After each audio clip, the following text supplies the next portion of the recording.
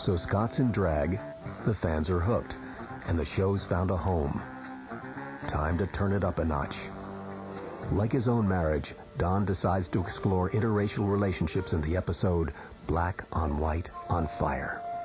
Sam leapt into a young black doctor, medical student, and in love with a white girl. Not only were they in love, they were caught in the middle of the Watts riots. And they were, in love with each other and kissing each other. The fact that Scott Bakula is Caucasian kissing another Caucasian person wasn't enough because of what the show portrayed, in the sense that when he looked in the mirror, he was a young black doctor.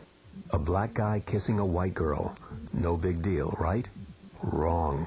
The network and sponsors freaked. I remember very specifically we had to go into the network and fight with standards and practices about this kissing scene. And we had sponsors pull, and if I'm not mistaken, a couple of places in the South didn't air the show. Not only that, it appears it was somewhat prophetic. Nearly 30 years after the Watts riots, and less than 1 year after the episode aired, L.A. again breaks out into a race-related riot. But not even a riot could stop Quantum Leap's controversial storylines. In Running for Honor, Sam leaps into a track star in a Navy college and must stop his gay ex-roommate from being murdered by a group of bigoted cadets. That was an issue that at that time wasn't being done on television. Advertisers threatened to pull out of that show. What? I don't ever remember seeing you cross your legs that way before. Remember, this is 1991, pre-Ellen and pre-Will and Grace. Belisario was definitely rocking the boat, but the fans were watching Don's back and flooded NBC with mail.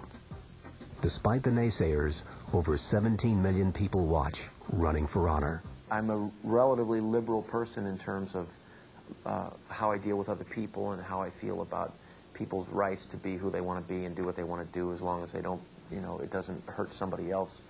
But this just constantly reinforced those feelings. So Don didn't shy away from controversy. He went right at it. But even the best flag wavers need a good laugh once in a while. Or maybe a good scare. The Boogeyman episode had both. In the episode, there was a goat who was supposed to be like a symbol for the devil. So we go on the location, Scott. We're walking around, do-de-do-do-do. One of the location guys goes, I just talked to the owner. He told me about this place. And we go, no, what? And he goes, it's haunted. And we go, no. He goes, oh, yeah. No, there's supposed to be a ghost in this house. So we all start going, okay, fine. We're doing a Halloween episode of Ghost. Then we walk around the back and hear this, meh, and there's like a goat in the backyard of this house.